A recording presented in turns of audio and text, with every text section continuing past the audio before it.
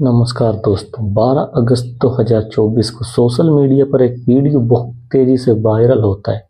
दरअसल उसमें एक लड़का और लड़की आपस में शादी का इजहार करते हैं और कहते हैं कि हम शादी करने जा रहे हैं। जैसे शादी की बात आती है तो लड़की के परिवार वालों की तरफ से एक एफआईआर दर्ज की जाती है कि हमारी लड़की का अपहरण कर लिया है, हमारी लड़की को जितनी जल्दी हो सके उतनी जल्दी बचा लीजिए।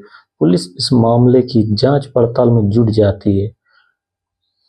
लड़का और लड़की जो दोनों आपस में प्रेमी और प्रेमिका होते हैं, वो दरअसल रिश्ते में चाचा और भतीजी होती है। चाचा और भतीजी की प्रेम कहानी जब सोशल मीडिया पर वायरल होने लगती है तो हर कोई ये जानने की कोशिश में था कि आखिरकार इन्हें प्यार कैसे हो जाता है। तो दोस्तों, आज की कहानी के माध्यम से यही जानने की समझने की कोशिश करते हैं कि आखिरकार चाचा को अपने भतीजी से और भतीजी को अपने चाचा से प्यार कैसे होता है। हद तो तब हो जाती है जब चाचा बहुत बड़ा ऑफिसर होता है, अधिकारी होने के बावजूद भी, सारा ज्ञान रखने के बावजूद भी, संविधान के बारे में जानकारी रखने के बाद भी, भारतीय संस्कृति को जानकारी रखने के बाद भी और रिश्तों की भी जानकारी रखने के बावजूद भी वे अपनी भतीजी से प्रेम करता है और उसी से शादी कर लेता है। शादी भविष्य में टिकेगी या नहीं टिकेगी ये तो खैर भविष्य के गर्भ में तय है, लेकिन जिस तरह से उनकी शादी सोशल मीडिया पर वायरल हो जाती उस कहानी को आज हम जानने की समझने की कोशिश करते हैं। दोस्तों, आज की जो सच्ची घटना मैं आपको सुनाने जा रहा हूँ, ये सच्ची घटना बिहार प्रदेश का एक जिला है वैशाली, और वैशाली जिले का ही एक हाजीपुर सदर थाना क्षेत्र का गांव लगता है मनुआ।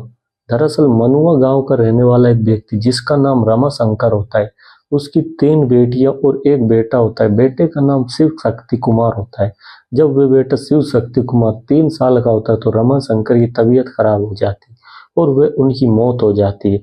मौत हो जाने के बाद सारी घर की जिम्मेदारियां थी माँ के ऊपर आ जाती है और माँ कलद्री या खेती बाड़ी करती थी या पशुओं को पालती थी। वो फिर किसी भी तरकीब से अपने बच्चों की वो परवरिश कर रही थी। जैसे तैसे करके उनके बेटे ने, जिसका नाम शिव शक्ति कुमार होता है, उसने हाई स्कूल की परीक्षा तो पास कर ली, लेकिन परिवार की आर्थिक स्थिति अच्छी न होने के कारण उसने दिल्ली की तरफ रुख किया और दिल्ली में एक प्राइवेट कंपनी में 3300 रुपये महीने की नौकरी करने लगता है। लगभग 3 साल तक वो वहां नौकरी करता है और जब नौकरी करने के लिए जाया करता था तो रास्ते में उसको 1-2 विज्ञापन मिला करते थे। उस विज्ञापन में साफ साफ लिखा होता है कि यूपीएससी एग्जाम के बारे में।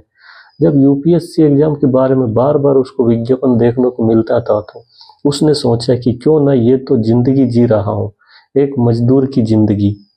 प्राइवेट कंपनी में काम करता है, उसको छोड़ छाड़ के वापस अपने गांव चलते हैं और गांव जाने के बाद फिर देखते हैं कि करना क्या है। दरअसल उसने दिल्ली से वापस अपने गांव का सफर तय किया। गांव पहुंच जाता है, तब उसके 3 साल निकल चुके थे, क्योंकि हाई स्कूल की परीक्षा पास करने के बाद जब वो गाँव आता है तो माँ उसकी मेहनत मजदूरी करती थी। किसी तरकीब से उसने अपने बेटे को आगे पढ़ाना शुरू कर दिया। आखिरकार उसने 12वीं की परीक्षा भी उत्तीर्ण कर ली और 12वीं की परीक्षा उत्तीर्ण करने के बाद साथ साथ में काम भी करता था, मेहनत मजदूरी करता था। साथ ही उसने इग्नू यानी कि ओपन यूनिवर्सिटी जो होती है, जिसमें अक्सर जाना नहीं पड़ता है, वहां पर उसने एडमिशन ले लिया और ग्रेजुएट की उसने पढ़ाई कंप्लीट कर ली। साल 2015 में उसने ग्रेजुएट की पढ़ाई कंप्लीट करने के बाद बीएचयू यानी कि पीजी में एडमिशन लेता है, बनारस हिंदू यूनिवर्सिटी। जैसे वहाँ बीएच में प्रवेश लेता है तो परिवार की यानी कि उसके पिता के जो चचेरे भाई होते हैं, उनकी बेटी भी वहाँ पर सजल सिंधु भी एडमिशन लेती, वो 12वीं क्लास में एडमिशन लेती। और जो लड़का होता है शिव शक्ति कुमार, ये एडमिशन लेता है पीजी में पोस्ट ग्रेजुएट करने के लिए।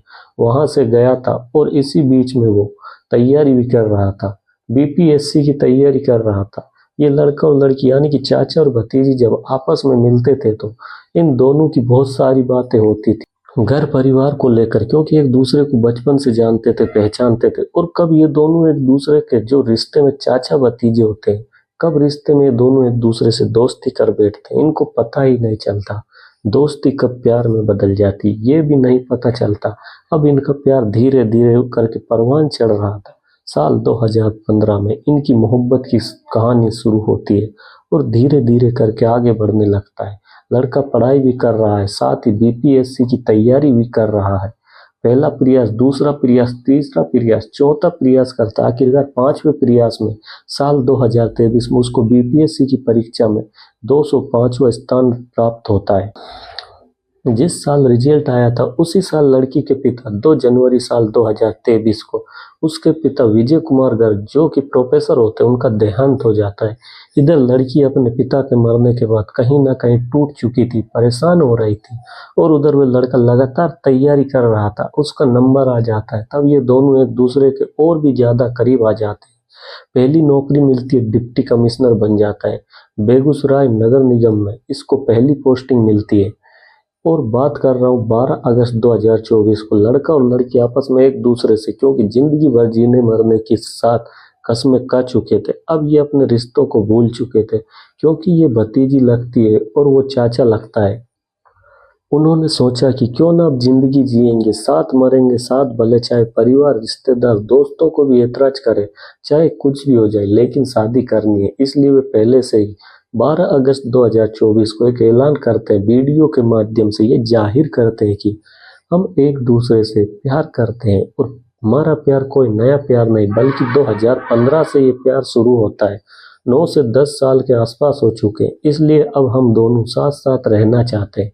जैसे ही सोशल मीडिया पर वे वीडियो वायरल हुआ, वैसे ही लड़की के परिवार वालों को जैसे ही जानकारी होती है तो बिहार प्रदेश के जिला वैशाली का एक हाजीपुर सदर थाना लगता है, वहां पर परिवार वाले रहते हैं, और वो लोग जाते हैं कि एफआईआर दर्ज कराते हैं और कहते हैं कि सजल सिंधु जो उनकी बेटी है, परिवार की लड़की, उसका अपहरण कर लिया गया है, और अपहरण करने वाला शिव शक्ति कुमार है जो कि बेगूसराय नगर निगम के अंदर डिप्टी कमिश्नर होता है, उसने अपहरण कर लिया है।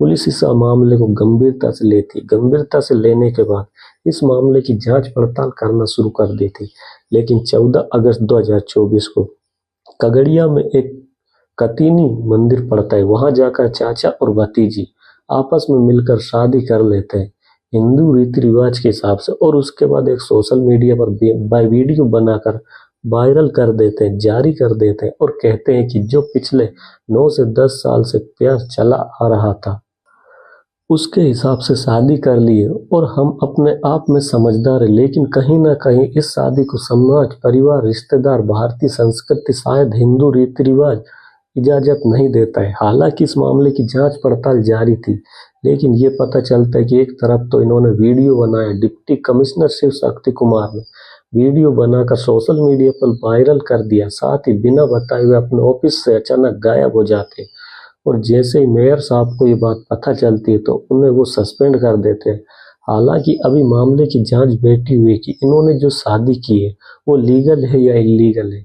ये लीगल था, इलीगल, इसके बारे में बाद में पता चलेगा, लेकिन दोनों ने मिलकर, जो पहले चाचा भतीजी थे होते हैं, बाद में ये दोनों पति पत्नी का रूप ले लेते, उसके बाद फिर अलग अलग विभागों में जाकर ये अपने प्रार्थना पत्र देते हैं और अपनी जान माल की सुरक्षा की गुहार लगाते हैं। उन्हें लगता है कहीं ऐसा न हो कि हमें पूरे परिवार को जो खतरा है वह कहीं ऐसा न हो, परिवार को नुकसान हो जाए।